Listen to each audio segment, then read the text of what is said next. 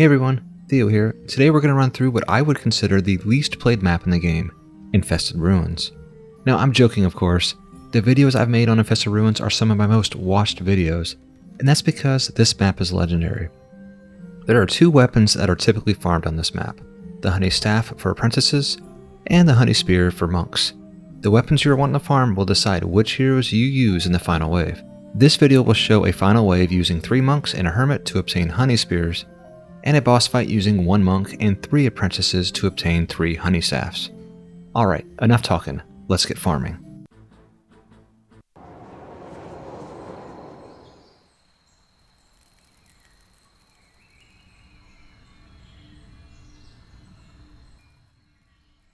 Alright, this is a build by Sir John with some slight variations, and I'll go through those variations when we get to that point. So we'll grab these 2 chests, and we're going to build an ensnare and a strength drain aura right here. And then we're going to go ahead and gobble up all the other chests on the map.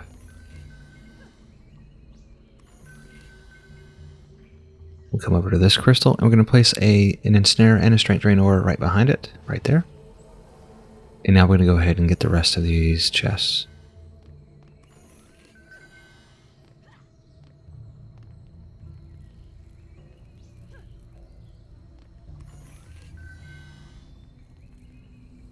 Alrighty, and now we're going to go ahead and swap over to our Series EV.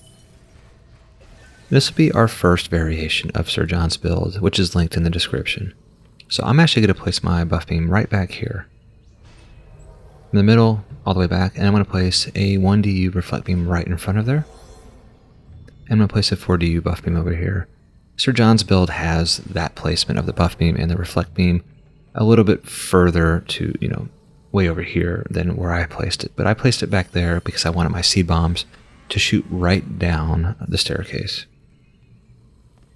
So we're going to come over here, we're going to place 3 seed bombs. We're going to have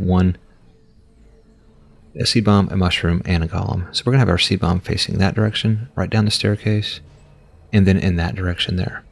Then we'll place a mushroom and a golem right there. And then right over here we're going to place a nature's pylon. And that is it for our hermit. So now we'll go ahead and swap over to our summoner, and we're going to place a single spider right behind the crystal up here. Yep, right there. Just a safety net, really. That's all it is. We'll swap over to our adept, and we'll be building some LTs and some DSTs. So we're going to go ahead and pre-place them right here, and then I'm going to go ahead and build my 3 LTs right quick. I'll bring in my tower boost monk, and I'm going to go ahead and get started with the wave, and I'll start dropping some mana for my apprentice. I'll tower boost, and then I'll start dropping mana. And you can drop half the mana you have by pressing the N key, which is your hotkey. So I built 2 more LTs. Now I have 2 DSTs pointed in that direction. I have 1 pointing up there, and it kind of goes in like in a radial way. So I have 4 is gonna point to the right. So that's my 3rd DST, and that's my 4th DST. That's the variation from John's build, where John's build has 4 DSTs all pointing in that one direction to the right. I have mine kind of fanned out so that I can kind of cover a wide range of mobs that sometimes take their sweet time dying. So I'm going to go ahead and swap over to my Adept Upgrader, and we'll get this map started again. So my Tower Boost Monk faces down the stairs to get mana, and my Adept, yeah, I see I point that little crosshair right above that little, I guess I call it a window, but it's a yellow marker on the wall over there. And that should hit the mobs that are coming out of that spawn over there. And so that is what I'm going to do for the next 2 or 3 waves. It takes about that long to upgrade everything that you're going to need.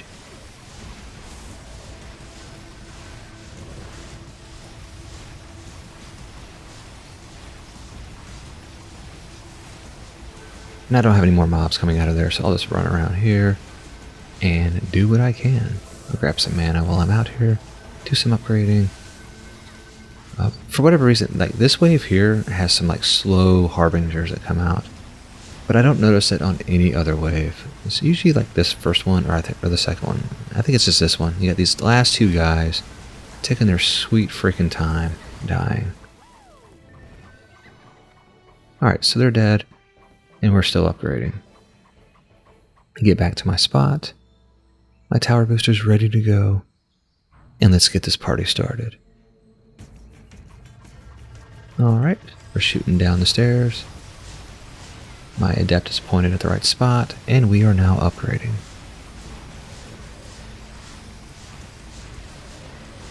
So I'll be back as soon as we're done with this phase of the run.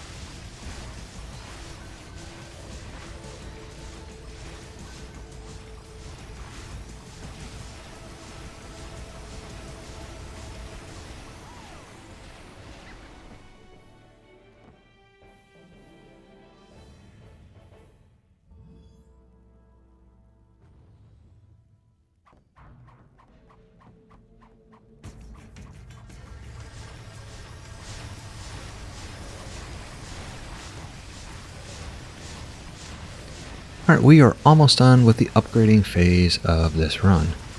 And it's on the last wave before the boss wave. So, yep, as soon as I have everything upgraded now. So what I'll end up doing is I'm going to go ahead and bring in 2 additional heroes in preparation for that final wave. And so I'll bring in my Hero Boost Monk, which is my blue monk. And that Hero Boost Monk will have a little wizard pet. I'm also going to bring in a Hermit with a cat. Now, Hermits do bring in monk weapons, so if you have a Hermit out there, that's how you get monk weapons as well. So my Hermit has a cat, and the reason my Hermit has a cat is so that that cat will boost the 2 monks that I'm going to have in that will have little wizard pets. That's the only reason that cat's in there, and if I'm going to bring in an extra hero, might as well have him do something, so he's going to be boosting the other 2 heroes. So I'm bringing in my other DPS monk, which has a little wizard pet as well. And then I'm going to go ahead and move all my other heroes into place. So we'll go ahead and start my tower boost. I'm going to move my Hermit down here. I'm going to go ahead and move my Hero Boost Monk with little wizard right next to the golem. And now I'm just going to go run around and collect some mana so that I can drop it to my Hero Boost Monk. Yep, just running around. Don't really need to do this per se. You know, you don't have to DPS on this wave at all. I'm just running around, grabbing mana. You see I'm not even shooting. Just running around, giving myself some mana. Alright, so now I am full of mana. I'm going to go ahead and just drop this off for my Hero Boost Monk. There you go. Now I'm going to go ahead and grab some more mana, just for myself. I won't really need it per se, but I always like to have both of my monks full of mana before a boss fight starts. And there we go. And this is the first video I've made that has my DPS Hermit in it. I've actually never used that hero. I've built him, I've had him, he's ready to go. I've never used him. I feel I feel so bad about it. One day I'll use my Hermit DPS. One day. It is now boss time. So I have my 2 monks standing right next to the golems. And so what I'll end up doing is, you can see on the bottom left corner of the screen, I will turn on my hero boost. And then I'll switch over to my tower boost monk, turn on my tower boost, and we'll just wait for the boss to die. So here we go, hero boost on, tower boost on, and I'm going to go ahead and hit F8 so I always show my main hero screen. So we get a better vision, close-up vision of this Wasp as it tries futilely to end our run. And you can see the reflect beam is doing its job, reflecting the barbs from that Wasp. And the towers are shooting the boss, and the 2 little wizards, with the help of the cat, are taking care of the boss. And that is it. That is Infested Ruins on campaign. Not too difficult, not too shabby. So let's see what we got. Our hope is for 4 decent honey spears. That is bleak. 4 trans spheres. What a joke. Alright, 7 minutes and 21 seconds. Not too shabby. A little bit less than 11 minutes total for the run. I am not very upset about that at all. I feel pretty confident. I feel pretty good about that run, actually. It's about on average for all the runs I did before I tried this out. And we look at our tower stats and how much of the mobs they killed. I mean, not too shabby, not too bad. Alright, now that the monk run is done, I'm going to show you the final wave with a bunch of apprentices. It is boss wave time. We're all upgraded. And I'm taking my sweet time on this run, just so you can see everything. So I'm going to bring in Catterley. I'm going to go ahead and bring in my other apprentice. And I'm going to go ahead and bring in my builder apprentice. Now the difference on this wave is, that's why I'm showing you this, is I'm not DPSing anything. I have 2 Huntress Guardians on my apprentices. So Catterley and a Monster are both sporting Huntress Guardians. And I'm going to go ahead and bring in my, I have my Builder Adept out here as well. So we're going to have 3 apprentices out here. And they are going to give us 3 honey staffs.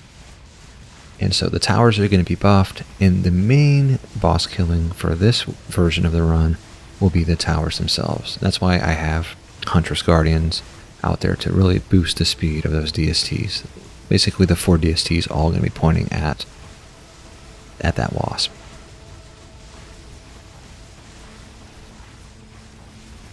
So we're getting close to our boss wave. This wave does seem to go a little bit quicker. Obviously, I have Huntress Guardians out there, which is making the towers shoot a lot faster. So the wave does feel a lot quicker.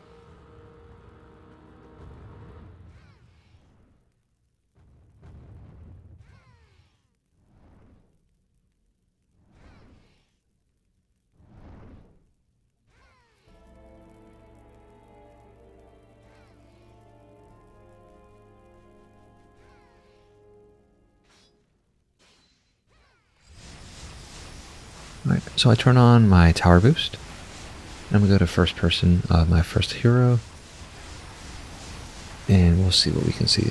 So I'm going to, obviously I'm further back. And you see, I could be shooting at this boss if I wanted, but I'm not. So we have our 3 apprentices.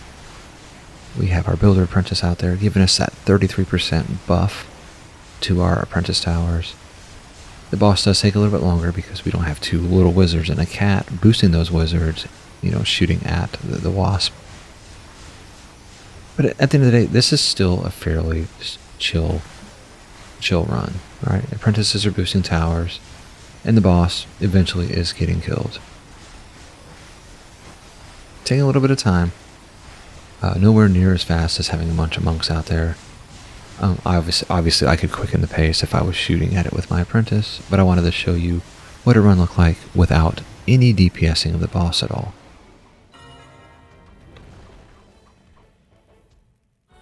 And that is the boss wave with a bunch of apprentices.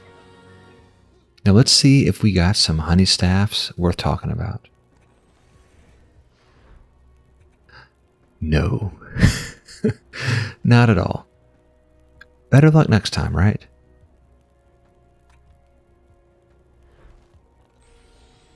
Yeah, and you can see here my runtime was not much different on this run as opposed to when I had the monks out there at all.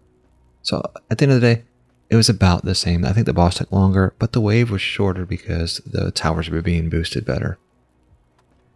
Well, anyway, that's all I have for today. Thanks for watching, and happy farming.